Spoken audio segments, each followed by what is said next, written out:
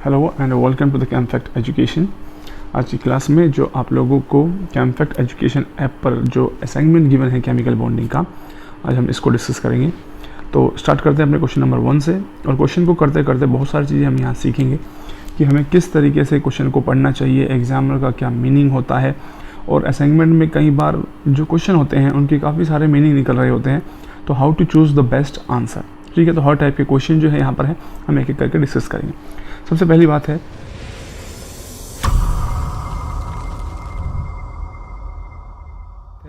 Question को पढ़ते हैं। The maximum covalency is equals to.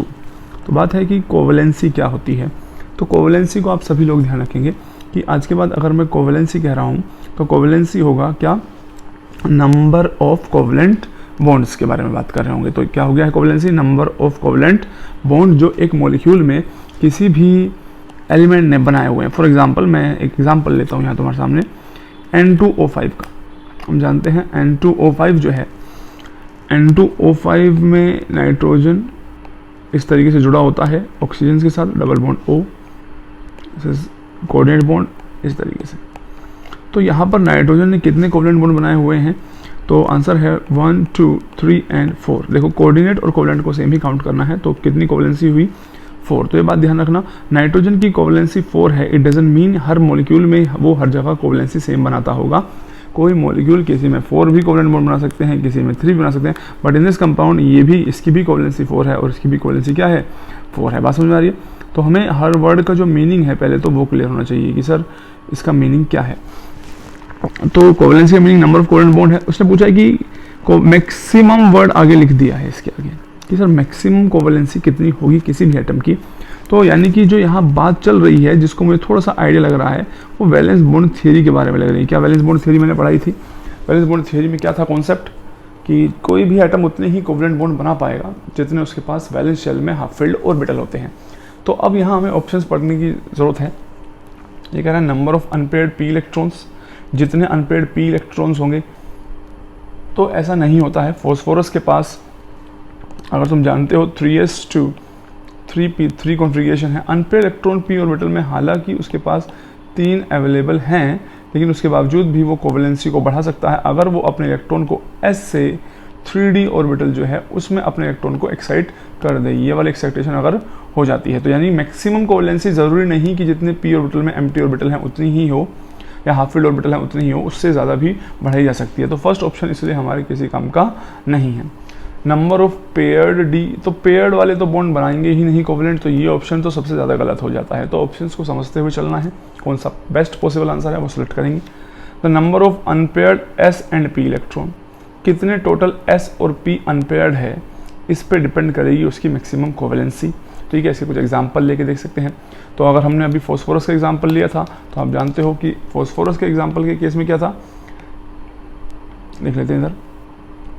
तो फॉस्फोरस के केस में था कि अगर फॉस्फोरस जो है 3s2 और 3p3, इसकी ग्राउंड स्टेट की बात करें, अनपेयर्ड p कितने हैं इसके पास, 3 है, लेकिन अनपेयर्ड s जो है वो इसके पास नहीं है। तो total number of unpaired, number of electron जो अनपेयर्ड s और अनपेयर्ड p में है वो कितने हैं, 3 है, लेकिन इसकी मैक्सिमम कोवलेंसी 3 नहीं है, बल्कि कितने बना सकता है, ये 5 बॉन्ड्स भी बना सकता है। तो थर्ड ऑप्शन जो है वो भी आप लोगों को काफ़ी गलत सा दिखाई देगा। तो अब हम बात करते हैं कि सर फिर फाइनल आंसर जो है वो तो अब हमें पता चल ही गया है। तो फाइनल और सही आंसर जो है वो कौन सा है, actual number of s and p electron in the outermost shell. Outermost shell में एस और पी में कितने इलेक्ट्रॉन्स होते हैं वही उसकी मैक्सिमम कोवलेंसी हो सकती है। ये याद रखना, ये भी परफेक्ट आंसर नहीं लग रहा है, क्योंकि इन केस ऑफ फ्लोरीन हम जानते हैं फ्लोरीन सिर्फ एक ही बॉन्ड बना सकता है, जैसे कि 2s2 और 2p5 की वजह से वो अपनी कोवलेंसी को एक्सटेंड नहीं कर सकता है, क्योंकि इसके पास अनपेयर्ड इलेक्ट्रॉन तो हैं एक ही और इसके पास कोई भी 2d ऑर्बिटल अवेलेबल नहीं है। तो जब ऐसे ऑप्शंस हों जिनमें सब में कुछ कमी लग रही हो, तो उस केस में हमें बेस्ट पॉसिबल आंसर चूज करना चाहिए जो कि मैक्सिमम हमारे सही आंसर की तरफ जा रहा हो। तो ये सबसे ज़्यादा सूटेबल है उस केस में, क्योंकि हम जानते हैं फ्लोरीन, ऑक्सीजन जैसे कंपाउंड्स के केस में ऐसा नहीं होगा कि जितने एस और पी इलेक्ट्रॉन हैं वही उनकी कोवलेंसी होगी। लेकिन अगर हम सेकंड पीरियड के कुछ एलिमेंट को छोड़ दें, जैसे नाइट्रोजन, ऑक्सीजन, फ्लोरीन, तो बाकियों के केस में ये वाली स्टेटमेंट सबके लिए मोस्टली सेट बैठती है, इसलिए this is the best possible answer. तो यहाँ से बहुत कुछ सीखने को मिलेगा इन असाइनमेंट से। कि मैं किस तरीके से डिसाइड करता हूँ, सारे कॉन्सेप्ट अप्लाई करना सिखाता हूँ। अब हम बात करते हैं PCl5 एग्जिस्ट करता है, NCl5 एग्जिस्ट नहीं करता है, उसका रीज़न पूछा है। तो इसमें इसने 5 बॉन्ड बनाए हैं और हम जानते हैं नाइट्रोजन को अगर 5 बॉन्ड्स बनाने हैं तो उसे अपने ऑर्बिटल को, इलेक्ट्रॉन को 2D में एक्साइट करना होगा। ये बात हम समझ पाते हैं इजीली। नाइट्रोजन 2s2 है और 2p3 है, तो 2D में इलेक्ट्रॉन ले जाएगा तभी तो 5 अनपेयर इलेक्ट्रॉन हो पाएंगे इसके पास, और 2D जो है वो अवेलेबल नहीं होता है। That is why the absence of D orbital should be the best option, वो ऑलरेडी गिवन है। और मैं ये जब करा रहा हूँ तो मैं ये एक्सपेक्ट कर रहा हूँ कि जो केमिकल बॉन्डिंग मैंने पढ़ाई हुई है वो सब आप पढ़े के बैठे हैं, इसीलिए इन क्वेश्चन को डिस्कस करने में ज़्यादा टाइम नहीं लगेगा हमें। कौन सा स्टेटमेंट सही है? कोवलेंट बॉन्ड डायरेक्शनल होते हैं, तो answer is yes. Covalent bond most of the time जब बनते हैं, याद करो, तो इनमें कॉन्सेप्ट ऑफ हाइब्रिडेशन होता है, और जब हाइब्रिडेशन का कॉन्सेप्ट होता है तो वहाँ हम अच्छे से जानते हैं हाइब्रिड ऑर्बिटल्स जो होते हैं वो पर्टिकुलर डायरेक्शन में ओरिएंटेड होते हैं, और अगर हाइब्रिडेशन ना भी हो तब भी ऑर्बिटल जो है उनकी पर्टिकुलर डायरेक्शन होती है। एस ऑर्बिटल को छोड़कर मोस्टली जो है वो डायरेक्शनल ऑर्बिटल्स होते हैं। तो कोवलेंट बॉन्ड में हम जानते हैं पर्टिकुलर डायरेक्शन होगी। मीथेन तभी बनेगा जब बिल्कुल इसी तरीके से 4 हाइड्रोजन जुड़े होंगे। तो एक शेप की बात होती है, यहाँ ज्योमेट्री होती है। किन में होती है ज्योमेट्री? कोवलेंट बॉन्डिंग के केस में। In case of ionic compound एक पॉजिटिव चार्ज है और एक नेगेटिव। ये तो इंटरेक्शन कहीं भी हो सकता है, ये पॉजिटिव नेगेटिव चार्ज एक दूसरे को हमेशा अट्रैक्ट करते रहेंगे, चाहे ये नेगेटिव चार्ज यहाँ से अप्रोच करे या फिर ये नेगेटिव चार्ज जो है वो यहाँ से अप्रोच नहीं करता, इस नेगेटिव चार्ज को तुम यहाँ से लाते तो भी इनके बीच में इंटरेक्शन बना रहता, यानी कि आयनिक इंटरेक्शन नॉन डायरेक्शनल होते हैं। तो जब भी क्वेश्चन हो विच of the following statement is true, तो हमें ट्रू को पहचानना है, ये बात ध्यान रखना। इनको मार्क कर लिया करो इस तरीके से, नहीं जैसे मैंने किया है, तुम तो ऐसे मार्क कर लिया करो। कोवलेंट बॉन्ड्स आर डायरेक्शनल, क्या ये ट्रू है? This is true. Ionic bonds are directional, this is not true. Polar bond is formed between the two atom which have the same electronegativity value, कैसा होगा? Electronegativity value same होगी, तो क्या covalent bond जो है polar होगा? बिल्कुल भी नहीं। दो सेम एटम्स के बीच में अगर बॉन्ड बन रहा है, इनकी इलेक्ट्रोनेगेटिविटी में कोई डिफरेंस नहीं है, तो बॉन्ड इलेक्ट्रॉन बिल्कुल इक्वली शेयर्ड होंगे, तो इसका मतलब हम कह सकते हैं ये पोलर नहीं होगा, नॉन पोलर होगा। इलेक्ट्रोनेगेटिविटी डिफरेंस जितनी ज़्यादा बढ़ेगी, मान लो बी की इलेक्ट्रोनेगेटिविटी ज़्यादा है, तो negative charge and positive charge, तो पोलैरिटी जो है उतनी ज़्यादा इंड्यूस हो जाएगी। Presence of polar bond in A polyatomic molecule suggest that it has zero dipole moment. अगर किसी मॉलिक्यूल में, पॉलीएटॉमिक मॉलिक्यूल में पोलर बॉन्ड है, तो इसका मतलब ये है कि वो मॉलिक्यूल जो होगा उसका डायपोल मोमेंट जीरो होगा। ये तो कतई जहर बात कह दी है इसने, क्योंकि ऐसा जरूर नहीं है। ये लो CCl HCl ऐसे पकड़ लेते हैं, कुछ भी ले लो एग्जाम्पल, तो हम अच्छे से समझ रहे हैं कि भाई यहाँ पे पोलर बॉन्ड ये भी है, ये भी पोलर बॉन्ड है, हालांकि इनमें इलेक्ट्रोनेगेटिव डिफरेंस कम है, तो ये वाले हाइड्रोजन वाले लेस पोलर होंगे, ये वाले ज़्यादा पोलर होंगे। तो फिर भी पोलर होने का मतलब ये है कि इसमें बॉन्ड पोलर है, लेकिन मतलब ये नहीं है कि इसका डायपोल मोमेंट जीरो है, कुछ ना कुछ डायपोल मोमेंट तो इसका है ही। तो ये भी इनकरेक्ट बात हो गई। तो करेक्ट जो है वो है कि covalent bonds are directional. Let's move on to the next question. Which of the following species are hypervalent? So you need to know the meaning of the hypervalent. Hypervalent वो होते हैं जो अपने ऑक्टेट से ज़्यादा इलेक्ट्रॉन, अपने जो central atom जो होता है, जैसे कि मैं एग्जांपल देके समझाता हूँ। PCl5 है, हम जानते हैं PCl5 के केस में सेंट्रल एटम जो फॉस्फोरस है उसके पास 10 इलेक्ट्रॉन्स हैं। देखो अगर एक बॉन्ड में 2 इलेक्ट्रॉन माने जाए, 10 इलेक्ट्रॉन्स हैं, तो 8 से ज़्यादा हैं, तो अगर 8 से ज़्यादा इलेक्ट्रॉन होते हैं सेंट्रल एटम के पास, ऐसे कंपाउंड्स को हम हाइपरवैलेंट कंपाउंड कहते हैं। और अगर 8 से कम होते हैं इलेक्ट्रॉन जो है वो 8 से क्या हो, कम हो, तो उस केस में उनको हाइपोवैलेंट या इलेक्ट्रॉन डेफिशिएंट भी कहते हैं। हाइपरवैलेंट की जगह इलेक्ट्रॉन रिच कंपाउंड्स भी हम कह सकते हैं। तो इनमें से कौन सा है जो सेंट्रल एटम में उसके पास ज़्यादा इलेक्ट्रॉन है? तो देखो, जिस मॉलिक्यूल को जानते हो पहले उसको पिक किया करो। हम जानते हैं BF3 जैसा जो मॉलिक्यूल है, इस केस में हम अच्छे से समझ पा रहे हैं कि इसके वैलेंस शेल में कितने इलेक्ट्रॉन है, 6 हैं ऐसे करके। तो और अगर ये 6 है तो इसका मतलब ये हाइपरवैलेंट नहीं हो सकता। तो अब तुम्हें पेपर में क्या अप्रोच लगानी है कि 2 तो आंसर हो ही नहीं सकता, तो जिन जिन ऑप्शन में 2 है वो कट हो जाएंगे, यानी ये वाला आंसर नहीं हो सकता और ये वाला नहीं हो सकता। नाउ यू हैव 2 पॉसिबिलिटीज, इन दोनों में से कोई एक आंसर होगा। अब दूसरा मॉलिक्यूल जिसको तुम जानते हो, अब देखो, यानी कि अब हम 3 तो दोनों में ही है, तो 3 को तो तुम एलिमिनेट कर ही नहीं सकते हो। तो अब तुम्हें 1 और 4 में से किसी एक को चेक करना है, सो दैट कि आंसर तक पहुंच सके। तुम कार्बोनेट को चाहो तो कार्बोनेट को बना लो, क्योंकि बचपन से इसको बनाते आ रहे हैं। ये कोऑर्डिनेट बॉन्ड नहीं होगा, इसलिए इसको, इस स्ट्रक्चर को मैं जाने देता हूँ। तुम चाहो तो इस तरीके से। अब तुम देखो कि कार्बोनेट में कार्बन के पास कितने हैं, 8 हैं, क्लियर है। तो 8 है तो इसका मतलब ये बिल्कुल भी हाइपरवैलेंट नहीं हो सकता है। तो बिल्कुल इलेक्ट्रॉन फिट हो गए हैं, 8 चाहिए थे, 8 से ज़्यादा नहीं है। ऑक्सीजन को अगर तुम यहाँ देखोगे तो एक इलेक्ट्रॉन तो यहाँ पे है इसका, 2, 3, 4, 5, 6 और एक ले रखा है 7। तो यानी कि ये दोनों यहाँ पे अगर तुम ध्यान से समझने की कोशिश करोगे, ये 2 बॉन्ड, 2 इलेक्ट्रॉन, इस तरीके से 8 इलेक्ट्रॉन है, तो it is not an hypervalent compound. तो हाइपरवैलेंट कौन सा होगा? फर्स्ट। तो फर्स्ट और थर्ड आंसर हो गया है। ऐसे सल्फेट को भी बना के देख सकते हो। तो इस क्वेश्चन को करने से आप लोगों ने क्या सीखा, मैं साथ साथ ये समझाता हुआ चल रहा हूँ कि क्वेश्चन में किस तरीके से एक ऑप्शन से ऑप्शन को एलिमिनेट करना है, कौन से ऑप्शंस को चेक करना है, ये सब साथ साथ हम सीखते हुए चलेंगे। और number of types of bond in N2O5 molecule, तो देखो तुम हिसाब से कोवेलेंट बॉन्ड भी हैं N2O5 में और कोऑर्डिनेट बॉन्ड भी हैं, तो ये आंसर हो गया covalent and coordinate bond. Question number 6 पे आते हैं। विच of the following molecule does not have coordinate bond, इनमें से किस पे नहीं है? तो मैं आप लोगों को ये सारे बना के दिखा चुका हूँ, तो आप जानते हैं इनमें से किस में कोऑर्डिनेट बॉन्ड नहीं है, जो थोड़ी देर पहले बनाया था, कौन सा? Carbonate ion. तो इसमें भी है, ये बना के दिखाया है मैंने, आप लेक्चर देखिए, सारे आपको मिल जाएंगे। अब हम बात करते हैं विच of the following oxo acid of sulphur does not contain S bond. S bond किस में नहीं होगा? तो उसके कॉन्सेप्ट को याद कीजिए। डायरेक्ट लिंकेज के बारे में मैंने पढ़ाया है मेन ग्रुप में कि इसकी ऑक्सीजन स्टेट मान निकाल के देखो, एक्स मान के सल्फर की, हर एक्स में एक्स मान के ऑक्सीजन स्टेट्स कैलकुलेट करेंगे, और कैलकुलेट करने के बाद हम देखेंगे अगर एक्स मान का जो ऑक्सीजन स्टेट निकाल रहे हैं वो मैक्सिमम ऑक्सीजन स्टेट के बराबर आ जाती है तो सल्फर यानी डायरेक्ट लिंकेज प्रेजेंट होगी। लेकिन अगर एक्स मान के जो ऑक्सीजन स्टेट निकालते हैं वो मैक्सिमम ऑक्सीजन स्टेट से ज़्यादा आती है, तो इसका मतलब ये होती है उसमें पर ऑक्सी लिंकेज होती है। तो we need to correct here, यहाँ पर ऑक्सी लिंकेज होगी, याद रखना। क्या? ये मैंने पढ़ाया हुआ क्लास में। अगर ऐसा तुम्हारे सामने कभी हो कि एक्स मानकर ऑक्सीजन स्टेट मैक्सिमम के बराबर आ जाए, यहाँ मैक्सिमम ऑक्सीजन स्टेट सल्फर की कितनी हो सकती है? सल्फर की हमेशा होती है +6। अगर x इक्वल टू +6 है तो SO S लिंकेज होगी।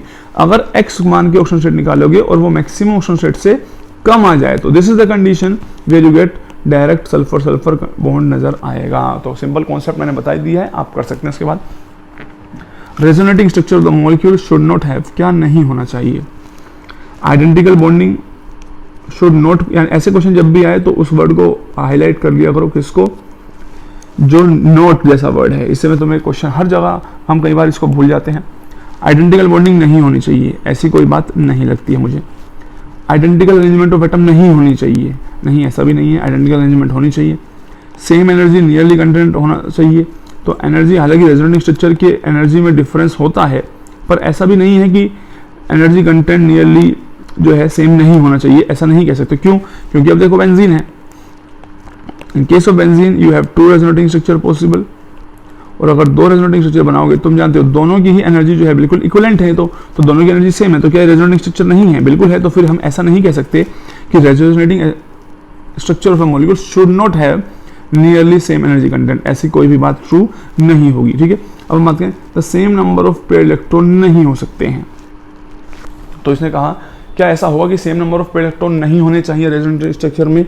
तो ये वाली स्टेटमेंट जो है, अब देखो तुम्हें इस वर्ड को पढ़ते हुए नोट को लगा के सारी बातें पढ़नी है और तब तुम्हें डिसाइड करना है which is the correct answer. बिल्कुल अगर करेक्ट आंसर करना है तो आइडेंटिकल बॉन्डिंग वाला बेस्ट आंसर लग रहा है कि बिल्कुल सेम बॉन्ड नहीं होना चाहिए। Nearly the same energy content नहीं होना चाहिए, ऐसा कोई रूल नहीं है। सेम नंबर ऑफ इलेक्ट्रॉन नहीं होने चाहिए, ऐसा कोई रूल नहीं है। आइडेंटिकल अरेंजमेंट एटम नहीं होना चाहिए, ऐसा कोई रूल नहीं है। आइडेंटिकल बॉन्डिंग से हो सकता है, उसका मीनिंग ये है कि बिल्कुल एग्जैक्ट, जैसे कि जहाँ पे डबल बॉन्ड है वहीं दूसरे मॉलिक्यूल में बिल्कुल एग्जैक्ट वहीं सारे डबल बॉन्ड है, तो बिल्कुल आइडेंटिकल बॉन्डिंग नहीं होनी चाहिए। तो I guess this should be the best possible answer for you people.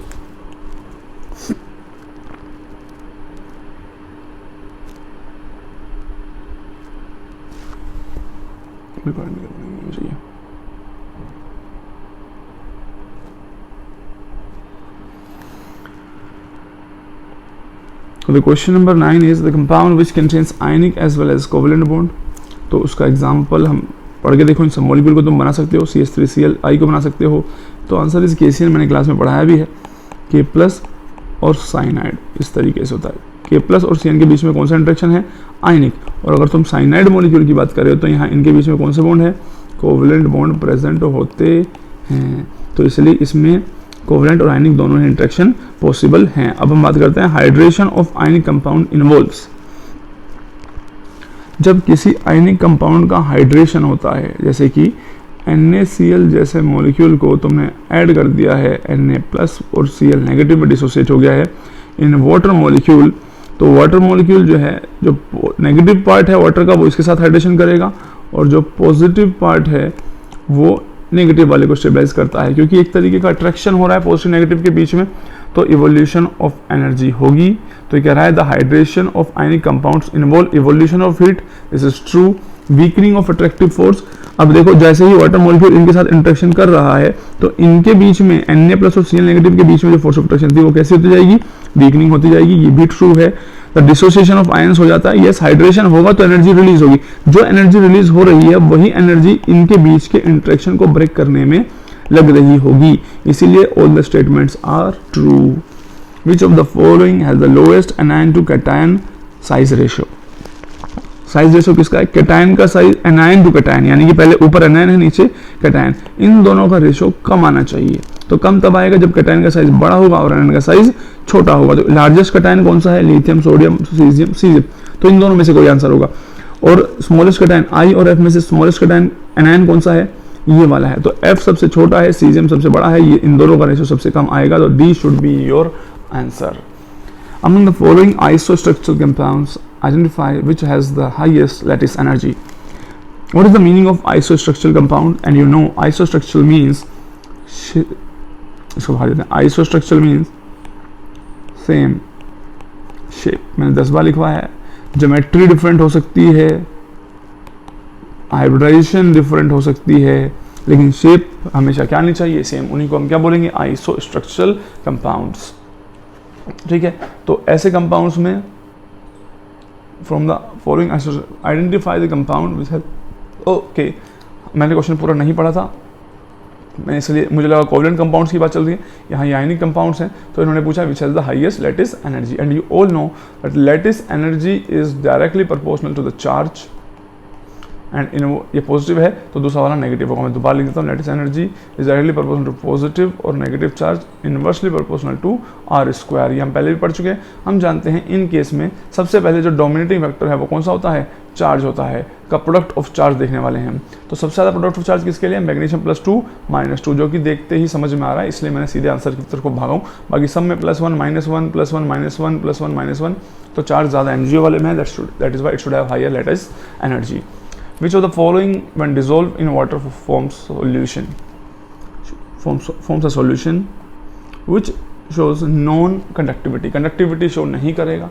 तो बेसिक कॉन्सेप्ट तो मेरे दिमाग में यही आ रहा है, जो आयंस में डिसोसिएट नहीं होगा तो वो जनरली कंडक्टिविटी नहीं प्रोड्यूस करेगा। ग्रीन विट्रियल, यहाँ जनरल नाम इस्तेमाल हुए हैं। ग्रीन विट्रियल किसको बोलते हैं, FeSO4.7H2O, this is your green vitriol. Blue vitriol भी इसके साथ याद रख सकते हैं, और इसका स्ट्रक्चर सभी बच्चों को पता होना चाहिए, कोऑर्डिनेशन कंपाउंड मैंने पढ़ाया भी है, वेरी वेरी इंपॉर्टेंट है। पर हम जानते हैं इसको डिसोसिएट करोगे तो वाटर Fe2+ और सल्फेट आयंस प्रोड्यूस हो जाएंगे, तो इसका मतलब ये तो कंडक्टिविटी को बढ़ाएगा। इसने कहा है नॉन कंडक्टिविटी शो करता है, तो this should not be your answer. Indian पैट्रेस सॉल्ट जो है वो पोटेशियम K+ NO3 नेगेटिव है, और जैसे ही वाटर के अंदर ऐड करो K+ अलग और NO3 नेगेटिव अलग, नंबर ऑफ आयंस क्या हो रहे हैं, बढ़ रहे हैं, तो यू कैन नॉट से कि ये आंसर होगा। अल्कोहल हो सकता है क्योंकि बहुत कम डिसोसिएट होगा, अल्कोहल का H एसिडिक होता है, but water is more acidic, तो अल्कोहल नहीं डिसोसिएट होगा। पोटेशियम तुम जानते ही हो, K2SO4.Al2SO4 most of the cases जो एलम होते हैं उसमें H2O जो होते हैं वो कितने होते हैं, 24। ये पोटेशियम है, ये तो डबल सॉल्ट का एग्जांपल था, और ये वाटर में 100% क्या होगा, डिसोसिएट होगा, तो ये भी कंडक्टिविटी को बढ़ाएगा। तो best possible answer is alcohol. The most ionic compound does not have, क्या नहीं होता है आयनिक कंपाउंड्स का, हाई मेल्टिंग पॉइंट्स, तो क्या मार्क करना है, नॉट, क्योंकि इसको मिस कर जाओगे। हाई मेल्टिंग पॉइंट तो होता है आयनिक कंपाउंड्स में, तो ये आंसर नहीं हुआ। हाई मेल्टिंग पॉइंट, ये आंसर नहीं हुआ। हाई सॉल्विटी इन पोलर सॉल्वेंट होगी बिल्कुल, क्योंकि आयनिक कंपाउंड्स हैं तो पोलर सॉल्वेंट में अच्छे से उनका हाइड्रेशन या सॉल्वेशन होगा, तो ऑब्वियसली होगी। लो सॉल्युबिलिटी इन बिल्कुल सही हो गई है। पोलर सॉल्वेंट में ज़्यादा सॉल्युबिलिटी, नॉन पोलर वालों में कम सॉल्युबिलिटी, आयनिक कंपाउंड के लिए बात सही है, लेकिन बात हमें ढूंढनी है नॉट वाली। 3 डायमेंशनल स्ट्रक्चर नहीं होता इनका। A good conductor of electricity in the modern state. अब तुम ये बताओ, डज नॉट हैव वाली बात थी, क्या नहीं होता है, 3 डायमेंशनल स्ट्रक्चर होता है इनका, हम अच्छे से जानते हैं। NaCl सॉलिड स्टेट चैप्टर पढ़ा है आप लोगों ने, मैंने ही पढ़ा है, तो आप देखते हैं वहाँ सारे ही क्रिस्टल्स मोस्टली 3D स्ट्रक्चर्स बनाते ही हैं सारे। और गुड कंडक्टर होते हैं, स्पेशल वर्ड क्या है, मोल्टन स्टेट में। अगर सॉलिड स्टेट लिखा होता तो गुड कंडक्टर नहीं होते, लेकिन यहाँ पे क्या कौन सी बात की है इन्होंने, मोल्टन स्टेट की। तो मोल्टन स्टेट में तो आयंस फ्री होंगे मूव करने के लिए। मोल्टन का मतलब क्या है, तुमने उसको मेल्ट कर दिया एक तरीके से, और लिक्विड फॉर्म में आयंस फ्री होते हैं मूव करने के लिए, तो it will behave as good electrolyte. तो इन सारे ऑप्शंस में से हमने देखा बेस्ट सुटेबल कौन सा होगा, mostly ionic compound does not have, क्या नहीं होता है, answer is low boiling point वाला पॉइंट। समझ में आ रही है, क्योंकि हमें क्या चूज करना है, बेस्ट अमंग दीज फोर। ठीक है, को ionic compound non directional bond बनाते हैं, ये तो ट्रू है ही। तो बेस्ट की जब बात की जाती है, मैंने यही तुम्हें सिखाने के लिए क्वेश्चन दिए हुए कि when you have to choose कि तुम कौन सा आंसर सही लगे, तो हो सकता है एक से ज्यादा सही, जैसे इसमें हाई मेल्टिंग पॉइंट, तो ये कह रहा है does not have high melting point, ये वाली बात सही नहीं है, बट ये वाली बात ऑप्शन के हिसाब से जा रही है। तो best possible answer is the first one. Which of the following has not an 18+2 electron configuration. मैंने बहुत अच्छे समझाया था जब टाइप्स ऑफ कॉन्फ़िगरेशन पढ़ाई थी, 18+2 इलेक्ट्रॉन वो थे जिनमें इनर्ट पेयर इफेक्ट लगता था, याद है सभी को, तो पूरा डिटेल मैंने पढ़ाया हुआ है, तो आप लोग वहाँ से देख सकते हैं। तो Pb2+, थैलियम+ और Bi3+ इनमें लगता है, तो this is not 18+2 electron. In the cyanide the negative charge is on, मैंने अभी थोड़ी देर पहले बना के दिखाया था, साइनाइड में जो नेगेटिव चार्ज है वो किस पे होता है, कार्बन पर होता है। ठीक है, हालांकि ये भी हम कह सकते हैं कि क्या वो नेगेटिव चार्ज जो है वो रेजोनेंस में रहता है कार्बन और नाइट्रोजन के बीच में, तो ऐसा कुछ खास नहीं मैंने कहीं पढ़ा हुआ है, तो मेरे अकॉर्डिंगली कार्बन होना चाहिए, क्योंकि मोस्ट ऑफ द कंपाउंड्स में जैसे KCN कंपाउंड हो गया है, तो इसको हम इसी तरीके से बनाते भी हैं। दूसरी बात यह है कि जब हम इसको जोड़ते भी हैं तो मोस्ट ऑफ द टाइम ये कार्बन की साइड से ही बॉन्डिंग शो करता है, हालांकि एम्बिडेंटेड लिगेंड है, बट नेगेटिव चार्ज जो है इस तरीके से बनाने से दोनों का ऑक्टेट कंप्लीट होता हुआ नजर आता है, 6 to 8, तो best answer should be this I guess. ठीक है,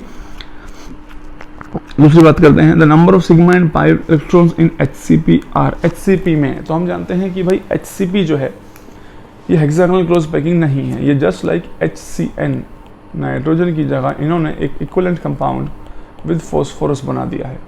तो अगर देखोगे इसमें तो सिग्मा बॉन्ड कितने थे भाई, H और C के बीच में एक सिग्मा बॉन्ड है, और P के साथ 1 and 1 सिग्मा बॉन्ड कितने हो गए 2, एंड पाई बॉन्ड्स कितने हो गए हैं 2।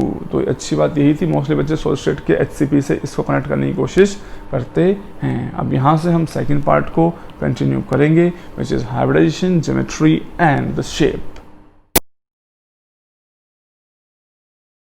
इन the question number 18 the strength of SSPP and SP overlap की बात की गई है, कौन सी ओवरलैपिंग अच्छी होती है। तो मैंने क्लास में पढ़ाया था कि सबसे अच्छी ओवरलैपिंग जो है वो PP की होगी, P डायरेक्शनल भी है, लोअर एनर्जी का भी है, देन P और S आएगा, और फिर S। वैसे ये कहानी तब बताई थी मैंने जब सेम शेल में होंगे, और सेम शेल में हम कंसिडर करके ही चलेंगे क्योंकि ऐसा और कुछ मेंशन नहीं है। अब विच ऑफ द फॉलोइंग है geometry different from other 3 species, यहाँ किसको मार्क कर लेंगे आप लोग, ज्योमेट्री को, क्योंकि यहाँ ज्योमेट्री की बात की है, and geometry is associated with the hybridization and not with the shape अलग हो सकती है। तो आप सबकी हाइब्रिडेशन निकालने जानते ही हैं, और हाइब्रिडेशन निकालेंगे तो आप जानते हैं बोरोन ने यहाँ 4 बॉन्ड बनाए हैं, ये टेट्राहेड्रल है, ये मैंने क्लास में बनाया, दिस ऑल्सो टेट्राहेड्रल। PH4+ में 1 इलेक्ट्रॉन लूज कर दिया फॉस्फोरस ने, 5 थे, तो ये भी क्या हो गया टेट्राहेड्रल। XZF4 को अगर आप ध्यान से देखेंगे तो जीनोन के पास वैलेंस शेल में कितने इलेक्ट्रॉन होते हैं, आंसर इज जीनोन के पास होते हैं सर 1 2 3 4 5 6 7 एंड 8, और कितने फ्लोरीन के साथ बॉन्ड बनाया 1 2 3 एंड 4, तो 2 क्या है इसके पास, 2 लोन पेयर और 4 sigma bond. Steric number 6, steric number 6 का मतलब ज्योमेट्री इज ऑक्टाहेड्रल, तो we will assume xenon to be at the centre यहाँ पर, और यहाँ पर फ्लोरीन एंड फ्लोरीन, और लोन पेयर दोनों 180 पर रहेंगे, सो दैट की रिपल्शन इनके बीच में मिनिमम रहे, तो यहाँ पर ये स्क्वायर प्लेनर जैसा नज़र आएगा, क्योंकि लोन पेयर आपको नज़र नहीं आएंगे। तो देखो दोनों सब में 4 एटम हैं यहाँ साइड एटम, लेकिन सबकी ज्योमेट्री सेम नहीं है, इनकी सेम है, ये कैसा स्क्वायर प्लेनर है, तो this should be correct answer. ठीक है, number and the types of bond between 2 carbon atom in CaC2। तो CaC2 की आप अच्छे से बात समझते हैं, carbon triple bond carbon, negative नहीं, कार्बाइड्स मैंने आप लोगों को पढ़ाए हैं। तो जो कैल्शियम आयंस हैं वो इनके साथ आयनिक इंट्रैक्शन में है। ठीक है, तो आपसे क्वेश्चन है कि सिग्मा और पाई बॉन्ड कितने होंगे, तो इन दोनों के बीच में तो किसी भी टाइप का कोवलेंट बॉन्ड है ही नहीं है, तो यहाँ टाइप की बात ही खत्म हो गई। Only this species, 1 sigma bond और 2 पाई बॉन्ड इसके पास है। बात समझ में आ गई। In the CC bond in C2H4, hydrogen undergoes heterolytic fission. The hybridization of the two resulting carbon atoms is, we know that C2H6 is like this. मैंने rough बनाया है 2D अरेंजमेंट. इस बॉन्ड को ब्रेक करेंगे. अगर homolytic होता तो दो रेडिकल जनरेट होते. हेट्रोलिटिक का मतलब है लेट सपोज किसी एक ने इलेक्ट्रॉन लूज कर दिए हैं और दोनों इस पर आ गए, इस पर नेगेटिव चार्ज आ गए. तो now we have two species. This species a carbocation, इसमें sp2 हाइब्रिडाइज्ड है और ये जो है वो sp3 हाइब्रिडाइज्ड है. ये मैं बहुत बचपन से सिखाता आ रहा हूँ, मतलब इन द सेंस आप लोग बचपन से पढ़ते आ रहे हो इस चीज़ को कि अगर कार्बन पर पॉजिटिव चार्ज है तो कुछ इस टाइप का स्ट्रक्चर होगा. कार्बन की हाइब्रिडेशन क्या होगी, sp2, एक p ऑर्बिटल खाली होगा. पॉजिटिव चार्ज का मतलब यही है कि इलेक्ट्रॉन लूज कर दिया है, ट्रायंगुलर प्लेनर शेप हो जाएगा. जबकि CH3 जो है इस केस में ये पिरामिडल होता है. मैंने बताया था जिनमें ओड इलेक्ट्रॉन्स होते हैं उसमें किस तरीके से हाइब्रिडेशन फाइंड आउट करते हैं. ओड इलेक्ट्रॉन पार्टिसिपेट करेगा या नहीं करेगा, उसके लिए एक अलग से वीडियो भी है यूट्यूब पे, हाइब्रिडेशन इन ओड इलेक्ट्रॉनिक स्पीसीज, वहाँ जाके आप चेक कर सकते हैं. Next question is in the CC in the construct what the hell I'm reading in the context of carbon, which of the following is arranged in the correct order of electronegativity. We know that S sector जितने ज़्यादा सबसे ज़्यादा electronegativity, then sp2 and then sp3. IF5 और IF7 की shape पूछी है. IF5 में iodine के पास एक लोन पेयर है और 5 सिग्मा बॉन्ड. स्ट्राइक नंबर 6 का मतलब होता है octahedral.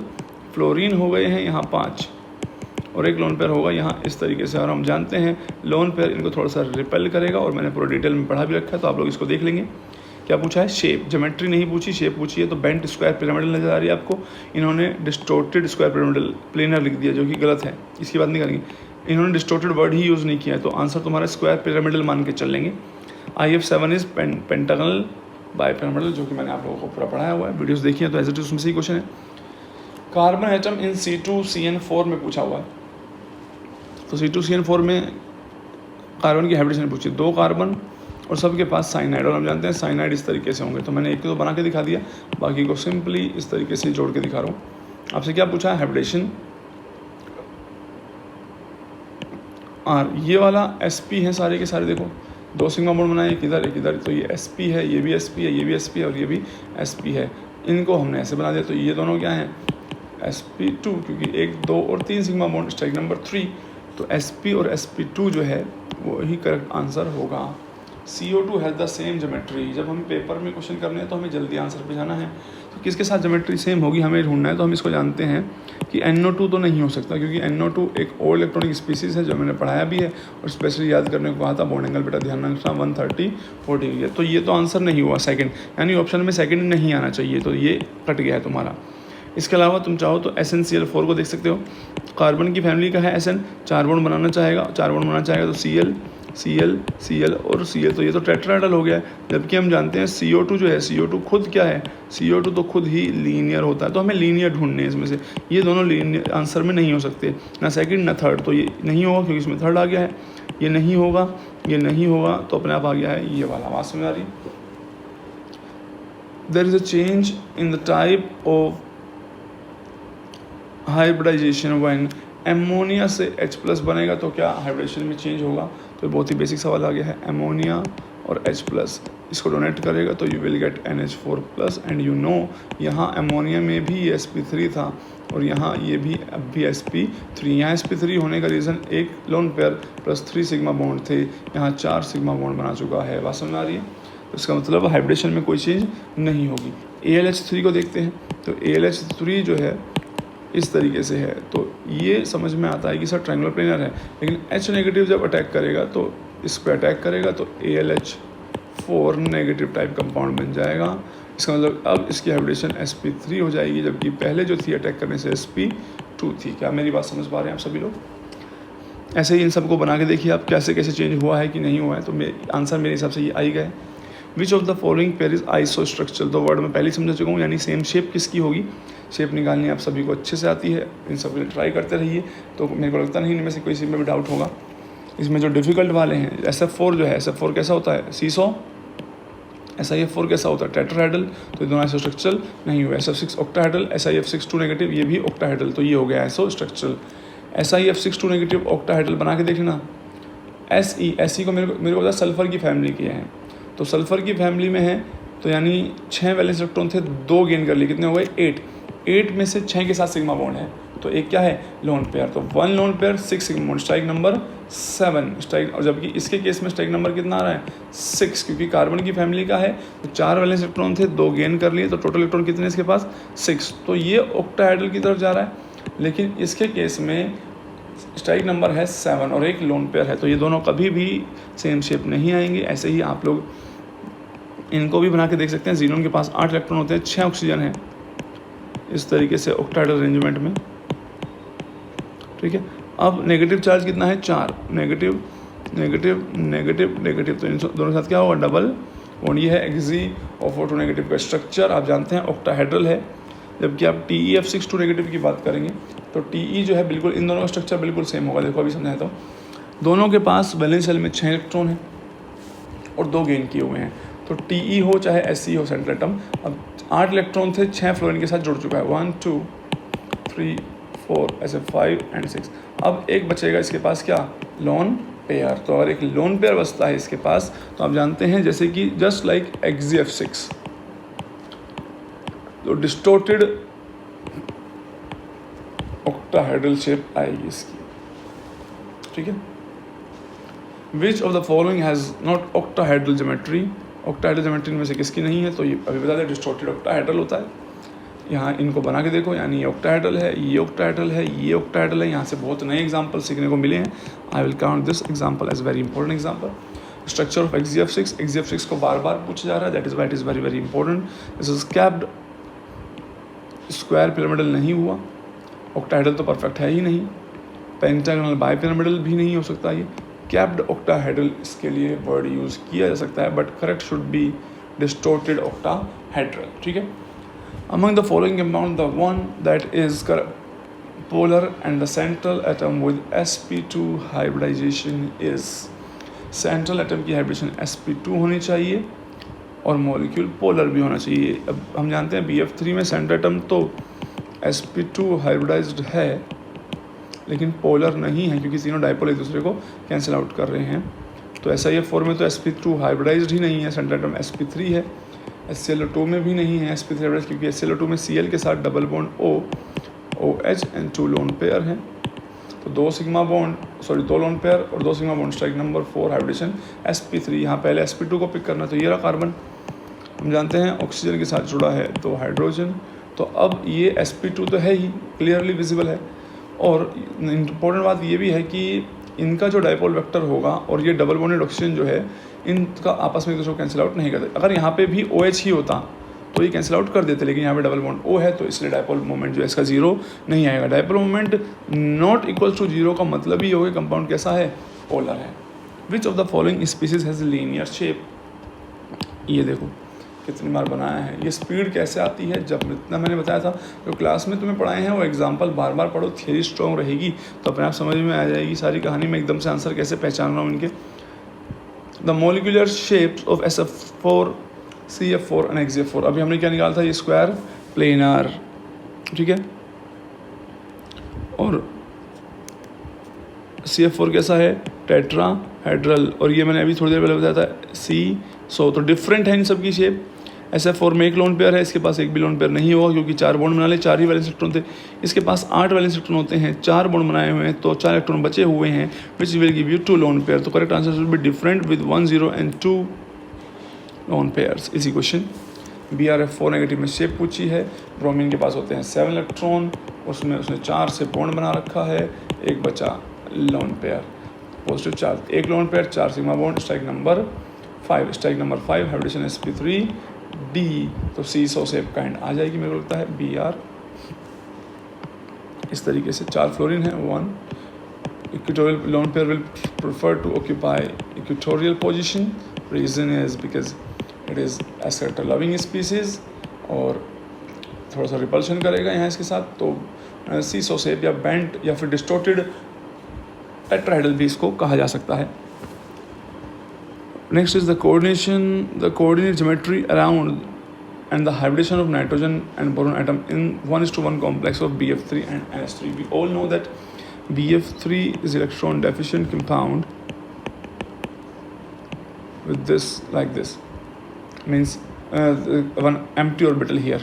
This is the empty orbital, and ammonia is a Lewis base with a filled orbital, is a sp3 orbital, and which will overlap with the empty orbital of boron through giving you an adduct. adduct बोलता है additional product को।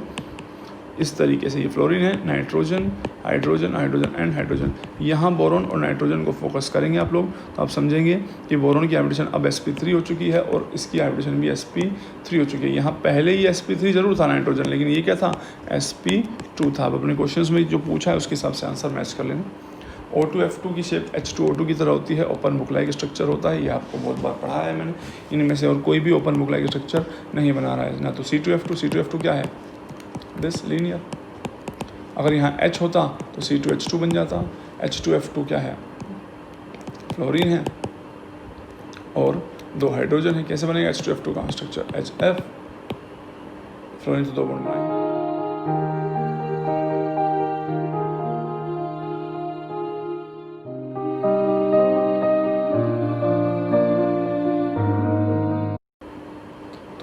Accordingly ये actually HF के 2 molecule होंगे, and because of hydrogen bonding ये zigzag structure बनाते हुए नज़र आते हैं। तो ये कहना चाह रहे होंगे, बाकी होपफुली आप एक बार सर्च कर लेना। मेरे को तो ये लगता है क्योंकि H2F2 जैसा मॉलिक्यूल मैंने देखा नहीं कभी। Among the following the correct statement is, ammonia pH3 में से अमोनिया बेटर इलेक्ट्रॉन डोनर होगा because the lone pair of electron occupies spherical at. क्या बोल दिया, क्या अमोनिया के लोन पेयर एस ऑर्बिटल में होते हैं? नहीं, हम जानते हैं ये तो हाइब्रिड ऑर्बिटल में होते हैं, और वो हाइब्रिड ऑर्बिटल भी हम जानते हैं कौन सा होता है, sp3 होता है। यहाँ पर फॉस्फोरस के जो होते हैं वो बहुत कम एस सेक्टर रखते हैं, प्योर एस में होता है। ड्रैगो कंपाउंड्स मैंने पढ़ाए हैं आप लोगों को, इसलिए आप ध्यान रखना। तो ये वाले इजी डोनेट होंगे कौन से, अमोनिया वाले। तो उस हिसाब से आंसर सेट कर लेना अपना। Maximum number of atom having same hybridisation होनी चाहिए इस मॉलिक्यूल में। तो भाई ये तो sp है, ये sp2 क्योंकि क्लोन पेयर है, sp2 ये sp3 हो गया है। ये क्या है, ये भी sp3 हो गया है। तो आप देख लीजिए, काउंट कर लीजिए कौन सा आंसर बैठेगा आपके हिसाब से। ICl4 negative the shape is square planar obviously, क्योंकि I नेगेटिव जो है वो एक तरीके से जीनोन ही बन चुका है। तो अभी मैं XeF4 को जैसे पढ़ा रहा था, तो I नेगेटिव जो है, ICl4 नेगेटिव जो है, फिर से समझा देता हूँ, भागो यहाँ से भाग। ICl4 नेगेटिव वो स्क्वायर प्लेनर है, समझ में आ गई बात। अब उसने जो कुछ भी पूछा हुआ है, the number of lone pair bond pair repulsion at 90 degree bond pair. अब हम जानते हैं अगर ये स्क्वायर प्लेनर है तो यहाँ पर, सॉरी यहाँ पर नहीं, यहाँ पर Cl है, यहाँ पर Cl है, यहाँ पर Cl है, यहाँ पर Cl है, ऊपर लोन पेयर है और नीचे लोन पेयर है। ये एक प्लेन में है, इस तरीके की कुछ बात है। अब देखो ये लोन पेयर से 90 डिग्री पे है, ये भी 90 डिग्री पे है, ये भी और ये भी 90, तो कितने होगा 90 डिग्री का रिपल्शन 4। ऐसे ही नीचे वाला भी ऊपर वालों के साथ, मैं सिर्फ नीचे वाले को बना के दिखाऊंगा ताकि काम आसान रहे। नीचे जो लोन पेयर है इनके साथ कंपेयर करो, ये इनके साथ भी क्या है 90 डिग्री पर है, तो कितने रिपल्शन हो गई हैं, 8 रिपल्शन हो गई है। The correct answer should B 8। Solid state में हाइब्रिडेशन मैंने आपको पढ़ा है, जाके वीडियोस देखिए, और हम जानते हैं सोलिड स्टेट में कैसे एग्जिस्ट कर रहा है, ClO2 पॉजिटिव ClO4 नेगेटिव। और इसमें पूछा है कैटायनिक पार्ट, यानी इस पार्ट में क्लोरीन की हाइब्रिडेशन। तो क्लोरीन के पास 7 इलेक्ट्रॉन थे, अब एक लूज करने के बाद बचे 6, डबल बॉन्ड और डबल बॉन्ड और 2 लोन पेयर, बस यही हो गया positive charge, 1 lone pair, 2 sigma bond, hybridisation is sp2, that should be correct answer. C3O2 में कार्बन की हाइब्रिडेशन, C3O2 कार्बन सब ऑक्साइड, इसके बारे में मैंने सब पढ़ाया हुआ है, प्रिपरेशन के बारे में भी बताया है, इससे हम कैसे प्रिपेयर करते हैं इसको। sp हाइब्रिडाइज्ड है सारे कार्बन। आइसोस्ट्रक्चर का मतलब सेम शेप किस किस की है, मुझे नहीं लगता कोई भी बच्चा जो मेरे से सारी वीडियोस देख के आया उसको इन क्वेश्चन में किसी को भी सारे पढ़ाए हुए मॉलिक्यूल हैं। HN3 को याद रखना, दिस इज H+ और एक तरीके से N3 नेगेटिव, एजाइड आयन की वाली बात है, ठीक है। तो H और N के बीच में जो कॉम्बिनेशन है तो वो आयनिक इंट्रैक्शन बोला जा सकता है, ठीक है। या फिर अगर आयनिक इंट्रैक्शन नहीं भी वो कह रहे हैं तो एजाइड का जो स्ट्रक्चर होता है उसके अकॉर्डिंगली आप देख लेना, N को जोड़ के, यानी कि HN double bond N like this. तो ये पॉजिटिव चार्ज रखता है, ये नेगेटिव चार्ज रखता है, इस तरीके से ऐसे बनाने का, ठीक है। अगर ये नहीं होता, ठीक है, तो इस एसाइड आयन को हम ऐसे भी तो बनाते हैं, डबल बॉन्ड एन पॉजिटिव नहीं होता, इस तरीके से एच प्लस को हटा दो तो नेगेटिव नेगेटिव। तो ये भी एसाइड आयन का स्ट्रक्चर, और बहुत जगह पे हमने इनके रेजोनेंस स्ट्रक्चर बनाने सीखे भी हैं, तो ये बात ध्यान रखनी होती है कि इन सब का थोड़ा सा आइडिया लेके हमें चलते रहना चाहिए, किसी भी चीज़ के पीछे ज़रूरत से ज़्यादा नहीं पढ़ना चाहिए। कॉन्सेप्ट है, सीखो, आगे बढ़ो। NO2 इनके बॉन्ड एंगल मैच करने कर लेना। NO2 तो 180 दिख ही रहा है, NO2 134 दिख रहा है, NO2 नेगेटिव और NO3 नेगेटिव में कंपेयर कर लेना। बॉन्ड एंगल कंपेयर करने के 4 तरीके थे। सबसे पहले you were suppose to find the hybridisation. Hybridisation same होती तो number of lone pair, number of lone pair same होते थे, देन इलेक्ट्रोनेगेटिविटी के बेसिस पे आंसर करते थे। और NBEPR ध्यान रखना था किस में लगता है, और ड्रैगो कंपाउंड्स को पहचान के रखना था, और सारे क्वेश्चन इसी के बेसिस पे हो जाते हैं। तो आप लोग देख लेना इसके हिसाब से कौन सा आंसर होगा। NO2 और NO3 में मैं बता रहा हूँ, NO2 में एक लोन पेयर भी है, NO3 में ऐसा कोई लोन पेयर नहीं नज़र आएगा आपको, तो इसका बॉन्ड एंगल कम हो जाएगा, और बॉन्ड NO2 नेगेटिव का कम होगा, NO3 का ज़्यादा, उस हिसाब से आंसर को मैच कर लेना। इन केस ऑफ PF5 तो ग्राउंड स्टेट TBP है, बिल्कुल होता है, TBP होता है PF5 molecule, convert into transition state and back to new TBP structure. हाँ, तो ये किसकी बात कर रहे हैं, ये बात कर रहे हैं बेरी सूडो रोटेशन, जो मैंने पढ़ाया हुआ है क्लास में। The hybridisation of the central atom phosphorus in the transition state, कहाँ पूछी है, ट्रांजिशन स्टेट। और ट्रांजिशन स्टेट बनती थी स्क्वायर पिरामिडल, याद है आप लोगों को, यानी कि इस तरीके से 1 2 3 4 फ्लोरीन इधर और 1 फ्लोरीन इस तरीके से, ये थी आपकी transition state. Transition state square pyramidal है, और मैंने बताया था sp3d में कौन सा डी इन्वॉल्व करें, स्क्वायर पिरामिडल ज्योमेट्री आए तो आंसर होता था x² माइनस y²। बात समझ में आ गई है। अब देखो, according to the VSEPR theory the geometry around the center iodine I3 plus and I3 negative, question आपने पढ़ लिया होगा। आयोडीन हैज 6 इलेक्ट्रॉन्स, एक लूज कर दिया तो सॉरी आयोडीन हैज 7 इलेक्ट्रॉन, एक लूज कर दिया तो 6 बचे। 2 आयोडीन के साथ बॉन्ड, 2 लोन पेयर होते, देखो 1 2 3 4 5 6 इलेक्ट्रॉन पॉजिटिव चार्ज, ये तो I3 positive is sp3 hybridised bent shape, clear है। एंड अगर हम बात करते हैं I3 नेगेटिव की, तो I3 नेगेटिव में आयोडीन है इस तरीके से, और 1 इलेक्ट्रॉन लिया हुआ है, तो इसके पास 8 बैलेंस इलेक्ट्रॉन होते हैं, 2 से बॉन्ड बना लिए, 3 बचे लोन पेयर इस तरीके से। तो ये जो मॉलिक्यूल है ये लीनियर है, कैसा है बेटा, लीनियर है। और हाइब्रिडेशन क्या है सेंट्रल आयोडीन की, sp3d, समझ में आ गई बात। चलो move on to the next question. Iso structure फिर से क्वेश्चन पूछे हुए हैं, तो सेम शेप आप इनकी पहचान में जानते हो, मुझे लगता है रिपीटेशन ऑफ द क्वेश्चन ही लग रहा है मुझे। तो विच of the following molecule has planar geometry, तो कोऑर्डिनेशन कंपाउंड जब आप लोग पढ़ लेंगे तो आप इन दोनों का आंसर भी निकाल पाओगे। हालांकि मैं बता सकता हूँ ये दोनों ही टेट्राहेड्रल हैं, कोऑर्डिनेशन कंपाउंड में पढ़ेंगे। ये सीसो शेप है, XGF4 एक प्लेनर हुआ, जिसका नाम ही स्क्वायर प्लेनर है, तो ये प्लेनर होगा। प्लेनर मॉलिक्यूल्स जब प्लेनर ज्योमेट्री किनको बोलते हैं, जिसमें ऑल एटम्स जो होते हैं can lie in one plane, एक ही प्लेन में अगर सारे एटम आ जाते हैं, उन मॉलिक्यूल्स को प्लेनर मॉलिक्यूल्स कहा जा सकता है। पूछा है कि xenon compound that is isostructural with IBr2 negative, मैंने अभी बताया था I नेगेटिव जो है एक तरीके से ज़ीनोन है, और Br2 जो है कोई भी फ्लोरीन है या ब्रोमीन है, तो काइंड ऑफ दिस इसका जो स्ट्रक्चर है वो किसे मैच करेगा, XGF2 से। तुम बाकी बना के देख भी सकते हो। Br नेगेटिव जो है एक तरीके से तुम्हें ज़ीनोन की तरह बनता हुआ नजर आएगा, क्योंकि भाई Br क्या था, 7 वैलेंस इलेक्ट्रॉन, एक गेन कर लिया तो 8 का मतलब हो गया नोबल गैस, और O3 बचे हुए हैं, तो ये इस तरीके से भी पहचानने का तरीका हो सकता है। अब बात करते हैं, मैच करेगा XGF2 कैसा है, लीनियर, और XgO3 कैसा बनेगा, वो होगा पिरामिडल। तो यहाँ इन्होंने गलत क्या लिखा हुआ है, बेंट लिखा हुआ है। अरे हो जाएंगे, बहुत आसान सवाल बेटा। In which of the following CH bond has the highest S character, याद रखना acetylene C triple bond C, S character सबसे ज़्यादा। ये sp हाइब्रिडाइज्ड है, तो sp हाइब्रिडाइज्ड में 50% S कैरेक्टर होते हैं, 50% P होते हैं, तो sp वाला ज़्यादा S कैरेक्टर रखता होगा। ये sp2 हाइब्रिडाइज्ड है, इसमें कार्बन, तो इसका मतलब इसका जो इस केस में जो S कैरेक्टर है और कम हो गए। मीथेन में तो sp3 की जगह S सीधा sp3 ही हो गया, तो और भी कम हो गया, तो सबसे ज़्यादा सेक्टर किसमें, इसमें है। विच of the following set of orbital has the same geometries, तो मैंने पढ़ाया था, देखो S ऑर्बिटल, ये है S, और let's suppose this is PZ orbital, और इन दोनों के मिलने से दो हाइब्रिड ऑर्बिटल जनरेट होंगे। एक sp ऑर्बिटल ऊपरी डायरेक्शन में हम एक इधर बोलते थे और बोलते थे हम लीनियर मॉलिक्यूल बन चुका है। बिल्कुल सेम जब मैंने तुम्हें sp3d हाइब्रिडेशन पढ़ाई थी तो मैंने बताया था ये p और d के कॉम्बिनेशन से आप लोग देख सकते हैं एक pz और dz स्क्वायर मिलकर भी, let's suppose this is pz and this is dz square, ये दोनों मिलेंगे तो एक pd ऑर्बिटल ऊपरी डायरेक्शन में मिलेगा और एक pd नीचे डायरेक्शन में मिलेगा। और हम जानते हैं शेप जो है वो दोनों कैसे प्रोड्यूस कर रहे हैं, लीनियर। तो ये मैं पहले पूरा पढ़ा चुका हूँ, इसलिए स्पीड से आंसर कर रहा हूँ यहाँ पे सारी चीज़।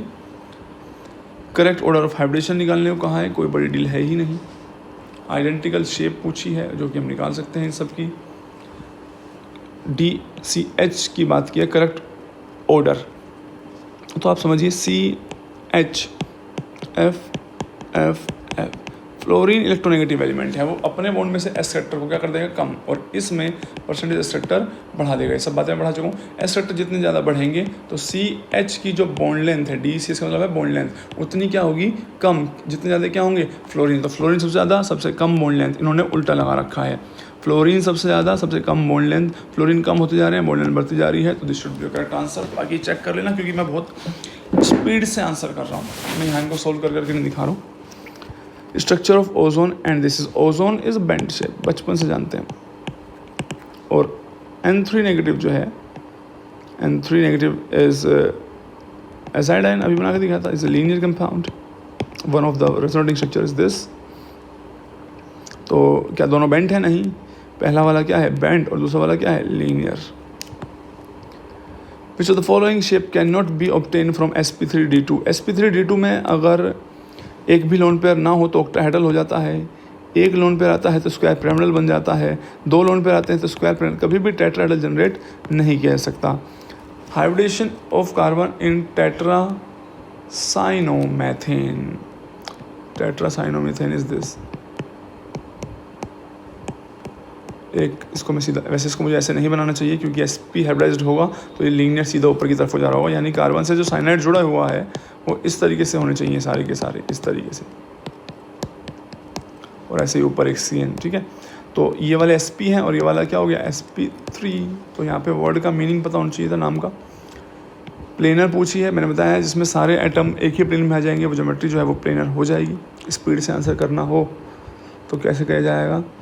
CeCl4 नहीं हो सकता क्योंकि वो टेट्राहेड्रल है, वो कभी प्लेनर नहीं होगा।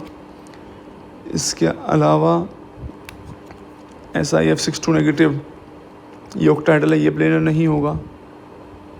H2O प्लेनर है, XeF2 लीनियर है, BrF4 नेगेटिव हो सकता है, this should B your answer, ठीक है। SF4 जो है CSO है वो प्लेनर नहीं हो सकता। तो इस तरीके से आंसर ढूंढना होता है। बाकी आप लोग सबका स्ट्रक्चर बना के प्रैक्टिस करते रहिए। Which of the following species the underline carbon is sp3 hybridised. तो बच्चों वाला सवाल हो गया, अंडरलाइन तो कर देता बेटा, अंडरलाइन करना भूल गया, ये ढूंढ लेना तुम। ये sp3 है, ये sp2 है, sp3 sp3 sp3 sp2 sp3 sp2 sp2 sp3, मैंने सभी बता दिया, अंडरलाइन करते रहना अपने आप। अब square planar complex is formed by hybridisation of which of the atomic orbital. Square planar sp D, या जिसको तुम DsP2 कोऑर्डिनेशन में भी पढ़ते हो, तो ये D कौन सा होना चाहिए, x square minus y square, पढ़ाया हुआ सब, ठीक है। बोरिक एसिड में हाइब्रिडेशन पूछी हुई है, तो यहाँ थोड़ा सा कंट्रोवर्शियल चीज़ है जो बुक टू बुक डिपेंड करता है, मैं थोड़ा सा समझा देता हूँ इसको। बोरिक एसिड इस तरीके से एक प्लेनर मॉलिक्यूल है जिसके पास एक p ऑर्बिटल होता है, इस तरीके से, मैं सही तरीके से बना के दिखाता हूँ। This is BOH OH and OH।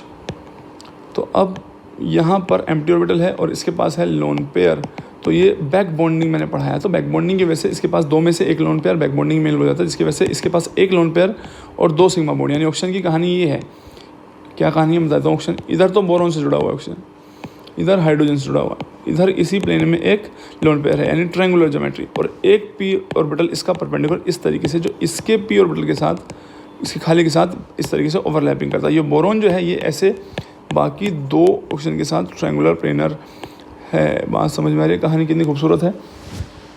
तो sp3 और sp2 आंसर हो सकता है इसका, सॉरी बोरॉन भी क्या है sp2, और अगर बैक बॉन्डिंग को कंसिडर कर रहे हैं तो ये भी क्या होगा sp2 ही होना चाहिए। Which has the regular tetrahedral geometry.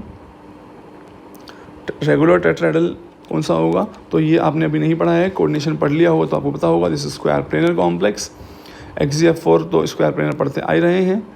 Geometry पूछी है तो याद रखना SF4 में हाइब्रिडेशन sp3d होगी, तो ज्योमेट्री तो इसकी भी TbP आएगी। अब BF4 negative is absolute tetrahedral. Boron के पास 3 वैलेंस इलेक्ट्रॉन होते हैं, एक गेन कर लिया है, 4 फ्लोरीन, इस तरीके से टेट्राहेड्रल 4 सिग्मा बॉन्ड बनेंगे। तो बहुत सीधा तरीका है। इसके बाद विच of the two ions from the list given below that has symmetry that is explained by the same hybridization of orbitals? Which of the two ions from the list given below have the geometry that is explained by the same hybridization? दो कौन से दो ions हैं जिनकी hybridisation क्या है? Same है। तो आप बहुत इजीली निकाल सकते हैं। अब इन दोनों को देख लो। NO2 is like this with a one lone pair. NO3 is like